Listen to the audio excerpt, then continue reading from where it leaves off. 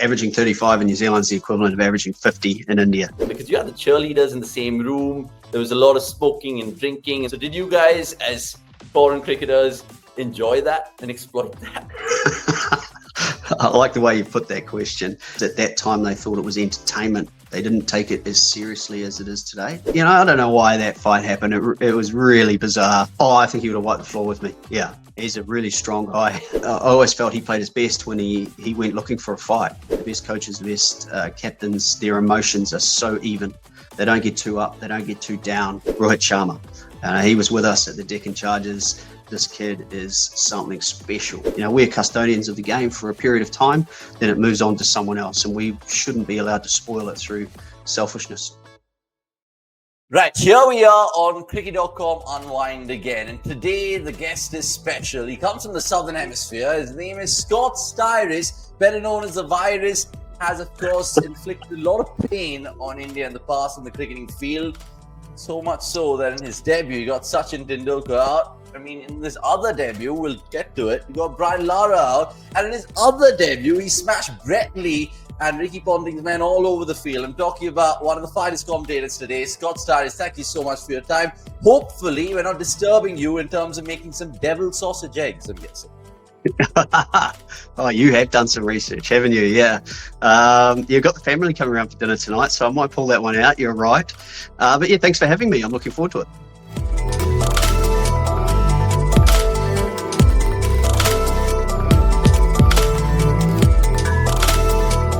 Okay, super. I mean, in my introduction, Scott, I was gently throwing it forward with the debut word stressed upon. You had fantastic debuts. Talk to me about them individually, because 1999, the Madhav Rao Stadium was your debut, and boy, it was some win for New Zealand that day. Yeah, I figured out very quickly as I should have retired after my debuts, because I always had very good first games, and then things just went downhill thereafter. So yeah, you're quite right. My debut was in India, in Rajkot.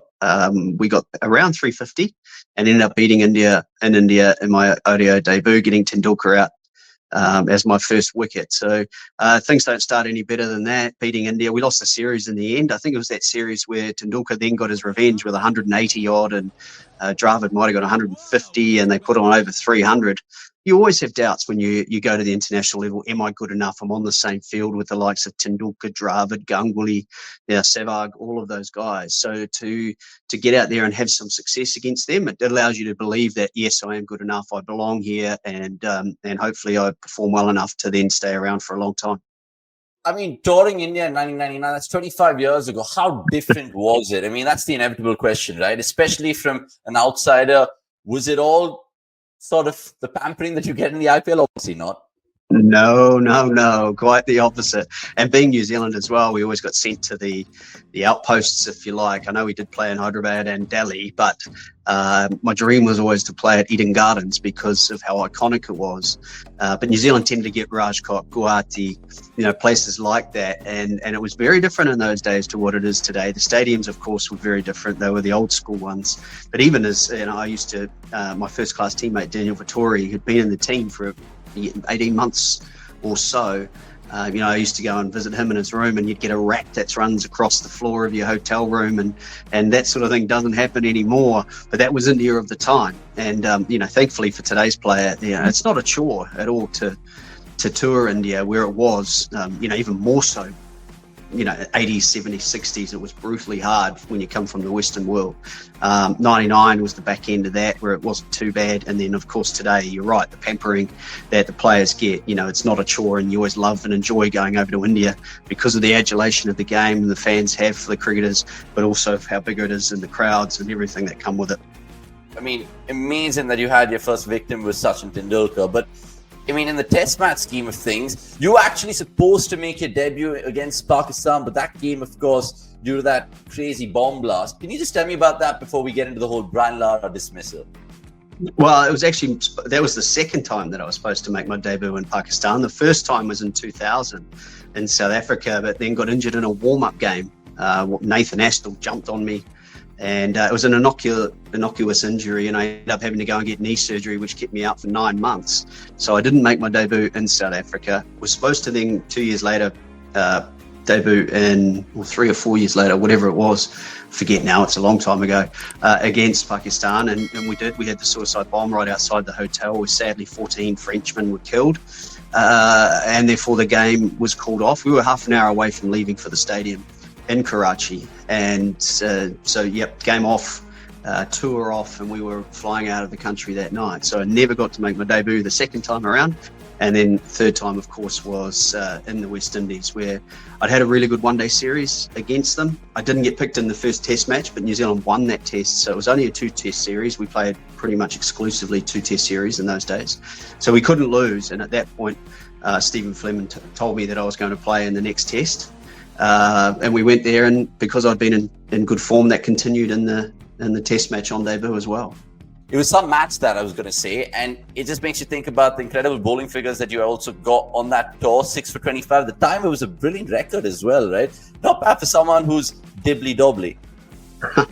You don't remember. It's funny how players don't remember much about their careers. They obviously remember those milestone moments and little unusual things that go on in the game. But you're right, I had probably my best ODI on that right before the test series in my debut, 6 for 20 odd, a run out as well, direct hit run out, plus 60 not out or thereabouts with the bat in the same game. So that was probably the moment where you think, right, I can really not just play at the international level, but I can actually put in match-winning performances. So that's why I say, when we went into that test series, it was about being in good form. And once we had the lead in the series, Stephen Fleming just said, look, we're going to use your batting as well, and we're going to try and protect the fact that we're 1-0 up and win the series.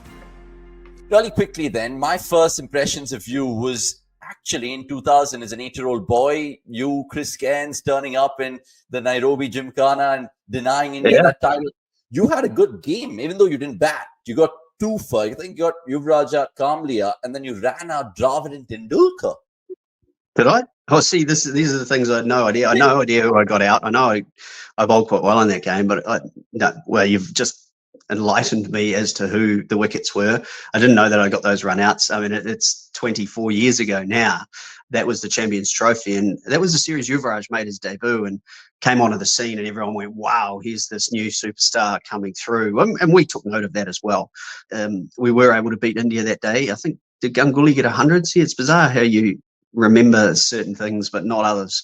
But yeah, we hadn't come into that tournament with great form, actually, funnily enough, and we had to beat Zimbabwe, then we had to beat Pakistan, and then we had to beat India. So it was our first ever ICC tournament victory, and one that the guys still do talk about a bit whenever we catch up, because it was such good memories. Yeah, you say that. Instantly, I'm thinking, was that the best New Zealand cricket team? Because even though there was no silverware, no massive wins, but every cricketer just came in and seemed to know his role perfectly. Yeah, I can't say we were the best side. I think the team we've had over the last 8 or so years, I jokingly on commentary talk about how this New Zealand side over the last 8 years has been the third best or third greatest team of all time, behind the West Indies of the 70s and 80s and the Australians. And I say that tongue in cheek, but I also semi-mean it as well, because they went to 2015 World Cup final, 2016 T20 semi-final, where in their group in India was India, Pakistan, Australia, Bangladesh, and they went through unbeaten again to beat all those teams and go through the semis. Then of course you had the 2019 final, the Test Championship, the final of the T20, what was it, a year or so ago, the semi-final the time before that. I always hate the saying, they're greater than the sum of their parts and all of this sort of thing, which you always hear whenever big tournaments roll around. New Zealand's been far too consistent in world events for that to be true. And, I think we've had some terrific cricketers over the last 20, 25 years. Just that I'm a big fan of the group that New Zealand's had in the last 7 or 8. Just makes me ask you about your childhood a little bit more, because when I was doing my research, you absolutely loved everything. Football, you played a national volleyball final sometime, and of course, you play golf right now. So apart from cricket, what is your favorite sport, and do you have any allegiances, should I say? Yeah, I think you've got to look at the culture though as well, and the culture in New Zealand is very much outdoors based. And so kids play rugby or football in the winter, they play cricket in the summer. And most kids growing up did that. So we often have very good all-round athletes who play cricket for New Zealand, because a lot of guys played, national representative rugby teams, etc. And because we also don't have too many players, cricket is probably second or third on the most popular list in New Zealand. If you have some sort of ability, you get picked before your time. If you're in India or Australia, you've really got to bang the door down with performances to get opportunities. And then even then, if you fail 2 or 3 or 4 times, you're out because there's someone else so talented around. In New Zealand, you end up getting more opportunities because we just simply don't have the depth. And so I was no different to any of those guys growing up. I played with cricket, rugby, football, volleyball, golf. But yeah, you're right. I was a bit of a sport Billy, if you like. Played a lot of sport, went to school to play sport, not so much. Failed every subject in school, not that intelligent, all of those things. And that's because I just focused primarily on sport and enjoyed it the most. Just want to ask you about the 2007 World Cup, where you absolutely splendid in the Caribbean with a bat in hand. And 2011 World Cup was your official bow out of the ODI game. Did you guys believe in those two competitions that you guys could have actually pipped the mighty Australians first in 2007, and then of course toppling any of the subcontinent giants in 2011 would have been tough, but you guys had a decent tournament, in particular you, Scott? Yeah, look, I always loved world tournaments because in New Zealand we had green wickets, which were tough to bat on. And you look at overseas and you see guys averaging 50, and in New Zealand you might average 35, and you think, man, to get to a 50 average in these conditions is nigh on impossible. VVS Lakshman in the O2 series, I still remember it when we beat them 2-0 in New Zealand. He said, averaging 35 in New Zealand is the equivalent of averaging 50 in India. But the fact of the matter is, when you go to world tournaments, everybody's playing in the same conditions. So there are no excuses. So I always enjoyed that opportunity to go to those world tournaments, World Cups, etc., in the same conditions, and say, I'm one of the best in the world. And that was my mentality. Whether it was true or not, probably not. But I always went in with that mentality to try and show that I can be a match winner in the biggest of events, which are always the ICC tournaments. Yeah, I think that semi-final comes to mind where you actually played really, really well. New Zealand went down on that day, but then did that make you think that, I might have to retire here? And was commentary just a natural segue because you're a great orator? Well, firstly, yeah, I mean, that Barbados game you talk about was my last ever game of cricket. I was always retiring at the end of that tournament. I'd played 20 years of first-class cricket, and that was my first-class side. So it was a great way to finish off. We'd had some good wins. We beat the Mumbai Indians. We beat Pakistan's champions. We beat Cape Town. We beat the Sri Lankan champions as well. So we had some good wins along the way. And it was a great way to finish. But yeah, I knew that the time had come. I was 39 at that point, and it was time to head down the commentary path full time. I actually started in 2005 when I was still playing. I did 9 years of commentary around my international commitments. Gave up Test cricket after about 2007, 08, somewhere around there. And so whenever New Zealand was playing Test matches, I would then jump into the commentary box with Sky New Zealand. And then if the ODI series was straight after, then I'd jump out and go and play in the ODI series. So that had its moments with some of the other guys in the team, because all of a sudden I'm commentating on them, and then the next minute I'm a teammate of them in the international game. So I've been doing it a long time now, you're right, 19 years, but full-time after 2014. I loved the T20 version of the game, always did, from about the very first IPL when I was with the Deccan Chargers before CSK. And I could see the future in the game then. So I love the fact of being part of that, because it's just so exciting and takes cricket to a new level. So I wanted to be part of it, and the commentary was the best way to do it. How was it in Deccan Chargers? Because I know you're a massive CSK fan and you'll wear that badge till all eternity. But essentially, Deccan Chargers, give me some inside stories there. One hell of a team. It was. The very first year we were actually favourites to win it and came last. And part of that was because we didn't have great balance, though. We had very good names on paper, but you're only allowed to play 4 overseas players. So you'd either load up the batting and the bowling would be weak, or you'd load up the bowling and the batting would be weak. So we'd try and load it up with the all-rounders, and we were a little bit bits and pieces and weren't quite strong enough in any of them. and ended up coming last, as I say. But it also was my first opportunity to be a teammate and see and hear of, because I'd never heard of him, Rohit Sharma. He was with us at the Deccan Chargers. Could see then he was 19 or 20 years old. This kid is something special. I've just come back from Sri Lanka, where I commentated on India versus Sri Lanka, and caught up with him there out in the middle when I did the toss. And, he's just the same guy as he was 16 years ago at the first year of the Deccan Chargers. It was brilliant. And, we had a really good time. I was there for a couple of years. We ended up winning it in South Africa. A couple of changes into the side and a new coach, and we ended up going on and finding that balance and getting it right. A lot of fun, because that was the first of the 2 titles I was part of. And back then during the IPL, obviously the hotels were still the hotels that it is today, maybe with a little bit of touch of paint or whatever. But essentially what I'm trying to get at is, how was it different as a player back then? Because you had the cheerleaders in the same room. There was a lot of smoking and drinking, and the rules were not so hard pressed as it is today. So did you guys, as foreign cricketers, enjoy that and exploit that? I think we enjoyed it for what it was, in the sense that it was still in its infancy in terms of what did the IPL look like. There were parties, because at that time they thought it was entertainment. They didn't take it as seriously as it is today, in the sense of what does the IPL mean. That quickly changed, but some of the other teams certainly, they were ones, for example, RCB sponsored by, United Breweries, and they sort of looked after them off the field really well as well. I'm not sure about the smoking side. I can't remember too many guys smoking in our dressing room, but I get your point. The professionalism has certainly gone through the roof with all of that. Guys can make a pretty serious living now out of the game.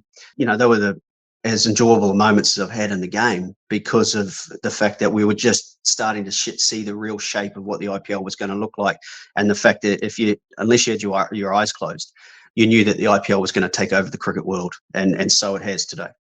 Okay, Chennai Super Kings and that particular bit of your career then, because when you got the call from them, they always kind of went for your kind of cricketer then, because you think about the other names that they had. I think they got a couple of Sri Lankan all-rounders, a couple of Kiwi all-rounders. They had a couple of South African all-rounders and Albie Morkel. So, was it always instant in your mind that they're going to start for CSK? And how was Dhoni as an operator? Because you knew Stephen Fleming really well. How the dynamics over there when you joined the Yellow? No, I was brought in, as I say, I was 35 and 36 years of age. That's Kohli's age now, I think. So that was the years when I was in the IPL with CSK. So I was brought in as a backup. We had Albie Morkel, as you mentioned. We had Dwayne Bravo. So those were the 2 overseas players that were playing in the all-rounder slot. They were much younger than me, of course, and still on the rise. So I fully understood that. I knew my role was as a backup. The only way I'd play is if those guys were out injured, and MS and Stephen Fleming needed a role performed. The times when you expect to start, and if it was 6-7 years earlier, then I would have expected to fight to be the number 1 or number 2 all-rounders in that side. But at the back end, you know your role. You're there to help. You're there to make sure that you prepare yourself for an opportunity if and when it comes along through injury or loss of form.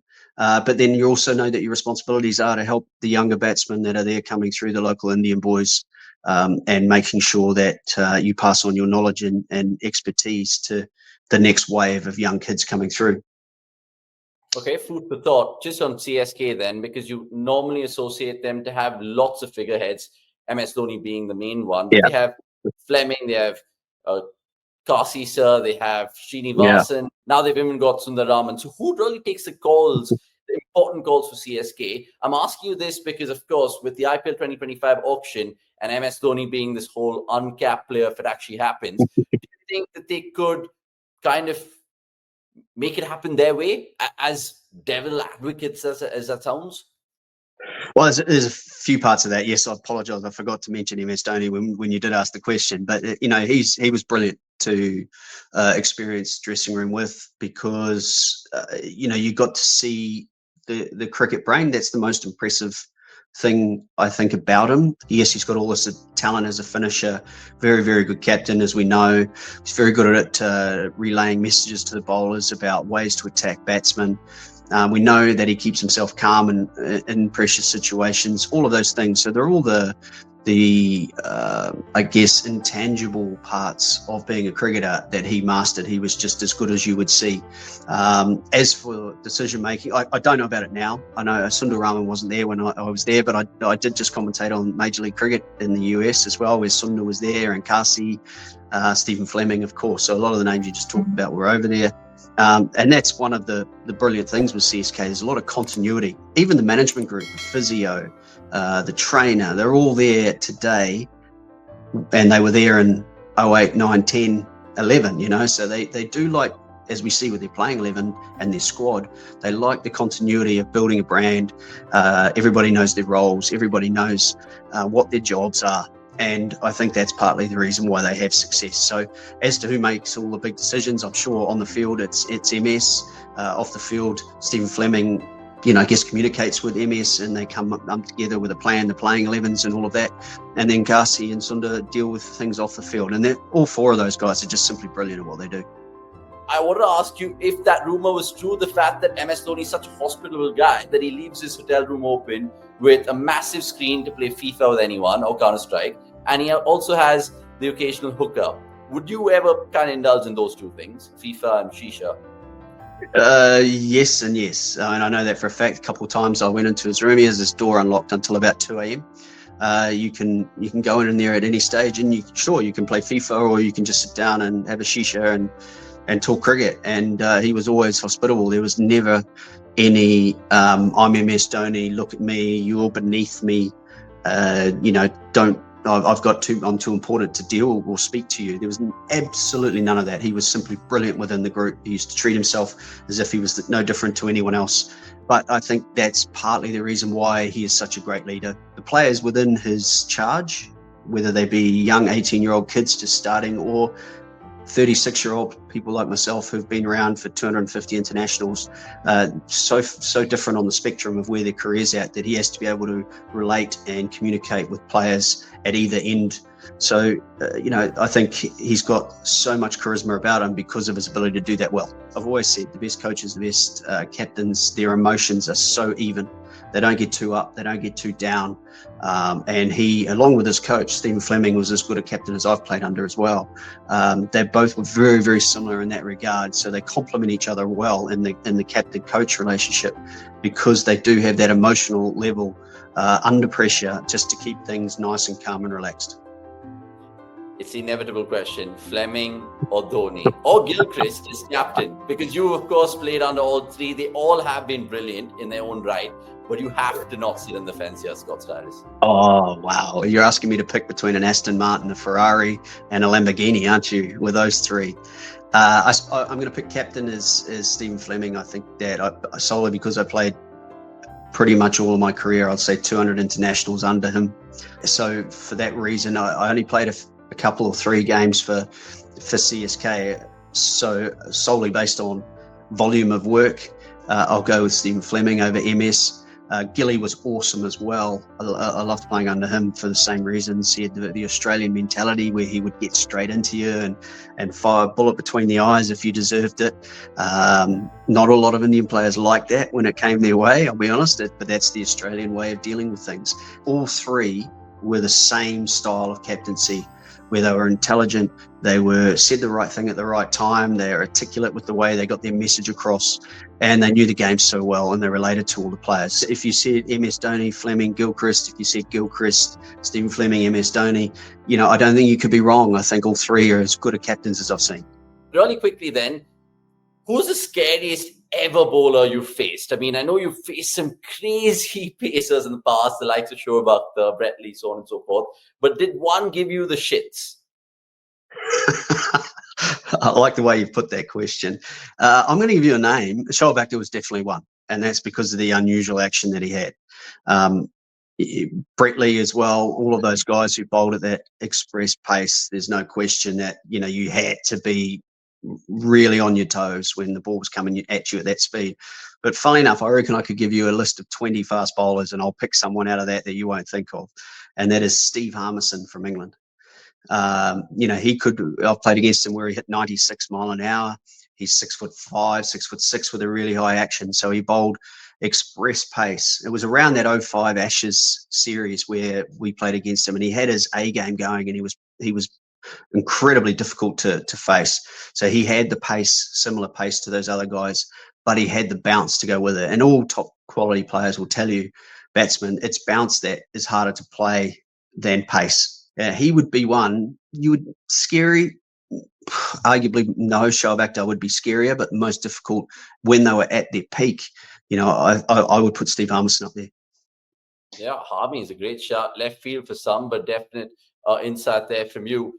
Favorite ever game you played in, particularly the IPL, because I know it was far and few to choose from. Any vivid memory from the IPL and a particular personal milestone or game that you've enjoyed?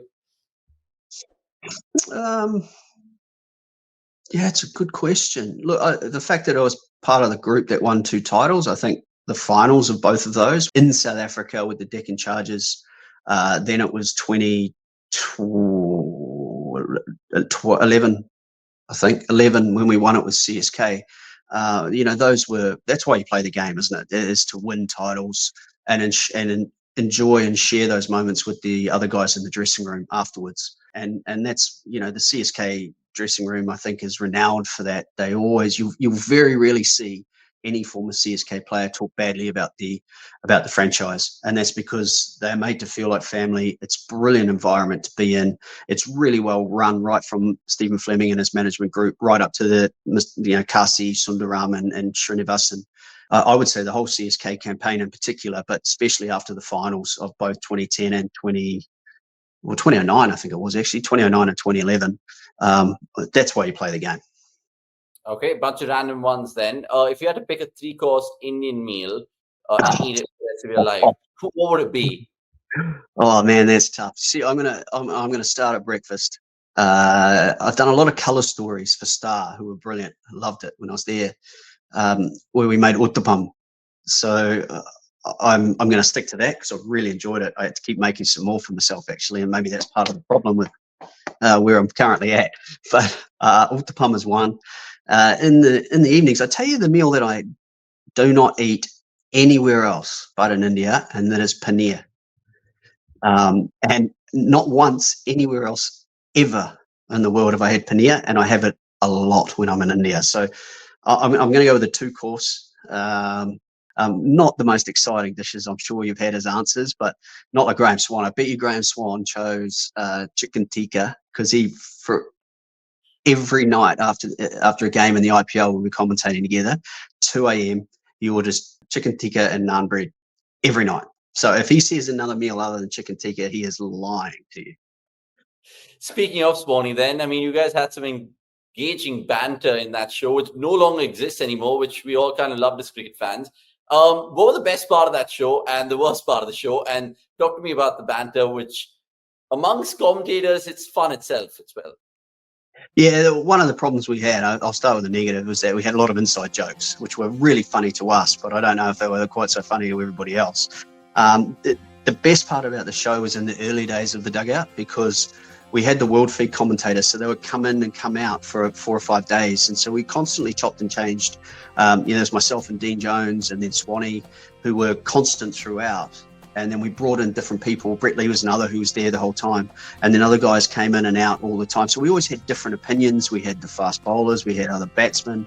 And it was really good to just get different points of view about how to approach certain situations in the game. So I actually learned a lot. And I wished it had been around when I was learning how to play the game, because I think I would have learned a lot listening to a Kevin Peterson, a Graham Smith talk about batting, so that was that. We went to do something similar at Jio over the last couple of years, and they're brilliant as well. Really good people there. Obviously the new boys on the block, and they do a fantastic job, and I loved it with them there too. And it was very similar. We had all these new names. We had Chris Gale, we had Shane Watson, Owen Morgan, AB de Villiers come in, and it was just awesome to listen and learn to those guys. And I'm sure if people weren't watching, then they were missing out on learning really what's going on in the game at the IPL level. So it was so much fun to be part of with those crews of all those great players that have played. I just want to ask you about commentary. Have you made any howler on air, Scott? Like any words which have exited your mouth saying, shit, why the hell did I say that? I haven't dropped any F-bombs. Our mate Swanee he did. But I haven't done that as yet. Now, yeah, I've made the odd mistake with pronunciation of words and maybe running two words together which don't sound that great. But no, thankfully I haven't sworn on air or done anything like that. You know, you have to be really careful. And you're always taught too when you're a commentator that your microphone is always live. So even though you might put it down, you don't then suddenly talk to the person next to you and start swearing left, right and centre. Not that I'd do that anyway, I'm very clean. But you know, that's how you can get yourself in trouble. So you're really conscious that you're trying to do a really good job. You're trying to convey everything that's going on in the game, but you're also respectful of people out there in the audience and those who are listening. How do you pick which league to do? Because there's so many right now. You were at the Premadasa recently doing the Sri Lanka-India series, and I'm guessing you're contracted to Sony, so on and so forth. But if you had to do the MLC or the BPL or the CPL tomorrow, could you actually put your name forward and be like, I'm in the contention here? So how do you pick them? Well, you usually get approached either directly or through agents, and then you work out whether it's for you. You know, I'm off with the family next month to China for 2 weeks. There's cricket on in that time. Well, I can't do it. And you just say, look, I'm really sorry. And, you know, I think New Zealand versus Afghanistan test match in India was asked to do that, but I'm away with the family, so I can't do it. So, yeah, you try and be available at all times to do what you can, because it is a lot of fun. But there are times where you just simply can't do it. And you've got, you know, everybody's got families and you don't want to be away for too long. So you have to get that balance right. Okay, fine. Rapid fire time then. Who do you think gave more to New Zealand cricket? Ross Taylor, Kane Williamson? Again, these questions are from the producers. They wanted reaction out of you. So Ross or Kane? I'm a big fan of both. I played with both for New Zealand. I think Kane's our greatest ever batsman. And I think Ross Taylor's our second greatest ever batsman, Martin Crowe at number 3. That's just my view. So because I have Kane at the top, and I think by the time he finishes, his numbers won't be beat for New Zealand, he has to be the one who's given the most to New Zealand cricket. Okay. New Zealand players leaving central contract and joining franchises. Now, what does this mean for the future of cricket in the country? If you could just expand, but also explain it to us in a nutshell. That is a conversation that we could have for 40 minutes on its own, and it's all about the direction of where the game is going around the world. For New Zealand, look, I think the reality is that we don't have, as I said, we don't have the player base, we don't have the same revenues as the big countries. So the players will take a risk and go and make their money. It is their job. You have to remember that. Yes, they love playing for their country. All the players around the world do. But at the end of the day, it's their job, and they have a very short shelf life, and therefore they have to go out and look after their families as best as they can, because it's not going to last forever. So I fully understand. I always still, even today, even though I've been done for 10 years, I still think like a player. And that to me is you've got to make a living while you can. So I back the players with that. Really difficult situation for New Zealand cricket to be in. One thing that people may not know is even though they're contracted to New Zealand cricket, they are independent contractors. They're not employees. So New Zealand cricket cannot legally stop them. New Zealand cricket is in a bit of trouble because of it, because they can't pay their players as well as they do overseas. Yeah, because it just makes you think of like a player, for example, like Finn Allen, right, who's still not fully developed. And if he declines a central contract and that backfires, I mean, someone like Will Smith comes to mind as well. So how do they need to kind of balance a career, because it's so early on for them? And what advice would you give cricketers like this? Someone like Finn Allen hasn't proven anything. You're right. Very, very talented. Had a great Major League Cricket season, which is awesome to see. Maybe he gets an IPL deal off the back of it then. But you're right. If that doesn't work, he's in a bit of trouble at that point, because where does he go? You know, what does he do? He's probably lost his place with the New Zealand team as well, and therefore he's back to domestic cricket in New Zealand. Okay, let's see how it all unravels for all of them. I have to ask you that question, which you've been asked a million times in every interview, that Mitchell Johnson fight, because you kind of done what Virat Kohli has, because he's also fought with Mitchell Johnson, but you were absolutely giving it to him that day. But more importantly, Ricky Ponting in his meeting the next day wanted to kill you with one of his bowlers. Talk to me about that. Oh, look, you know, I don't know why that fight happened. It was really bizarre.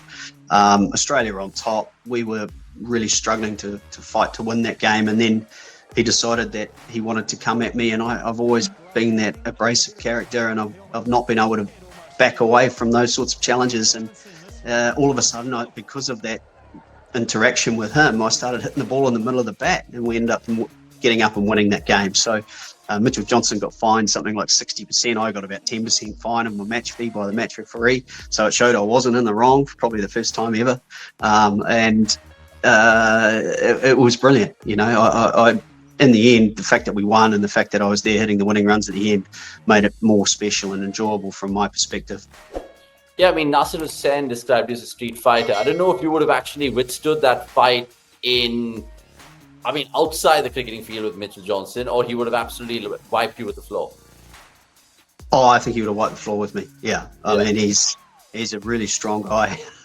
Thankfully, I had a helmet on and a bat in my hand, and I didn't have to get to that stage. But look, I'll be honest. I think he would have had some fun. I would have gone down swinging. Don't worry about that. But no, Mitchell Johnson would have easily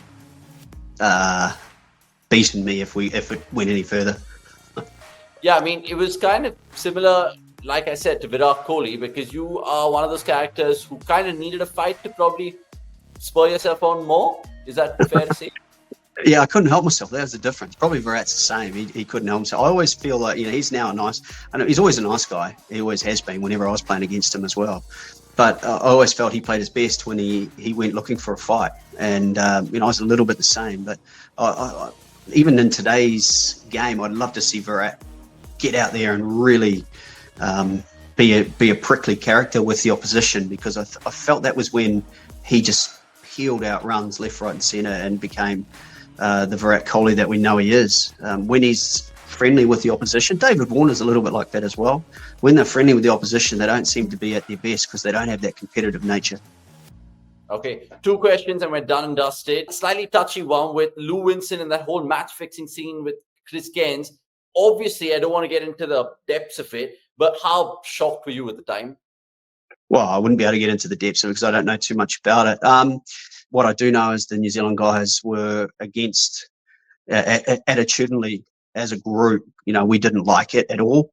And we weren't a fan of it at all. So we sort of hoped that it wasn't true. We don't know for sure, of course. But at the end of the day, myself and all the other guys in the New Zealand side are of the belief that, it has no place in the game. You shouldn't be around or allowed to play afterwards if you are involved in that sort of stuff, to keep the integrity of the game there, because that's at the end of the day the most important thing. We're custodians of the game for a period of time, then it moves on to someone else, and we shouldn't be allowed to spoil it through selfishness. Well said. Got to put you on the spot here. Your all-time Test 11. Any names at the top of your head in batting order, please? Okay, well, I'll only go the guys that I played against, and that would probably be Hayden and Sehwag, Ricky Ponting at 3, Sachin at 4, Lara 5, Callis 6, Gilchrist 7. Now it gets tough. Shane Warne 8. The bowlers. Murali's got to be there. Dale Steyn, definitely. He was the number 1 fast bowler. And probably someone like a Brett Lee, perhaps. Or who else was there? Brett Lee, Alan Donald. Faced him as well. Steve Harmison, as I've mentioned. Actually, I haven't put a Kiwi in there, have I? I should have. I'll put Shane Bond in there. Okay, Shane Bond. Was he better than Zaheer Khan at the time, or no? Oh yes, and I'm a huge fan and friend of Zach. Zach's been commentating with us. He is a legend. I told the story this year that I first played against Zach when he was playing for the Australian Academy back in '99, right before my ODI debut. So that's where I first met him, first played against him when he was playing for Australia, of all teams. And Zach was awesome, but as good as he was, and bowling fast in India, look, that's as tough a job as you can get in cricket. To get 300 wickets is just a phenomenal effort, and he deserves to be up there with all the greats of that era. But I didn't have a Kiwi in there, so I've got to keep Bondy in there at least. Scott Styris, thank you so much for doing this with us. There were so many more questions we have, but we'll leave it for some other day, including how you managed to, of course, miss New Zealand, and not to forget golf and your love for other things all related to India. But you've been absolutely fantastic. Thank you so much for your time. We'll leave it there and wish you well with everything that you do. Much appreciated. Thank you. Cheers. Cheers. Well done. Bye. Cheers. Cricket, cricket.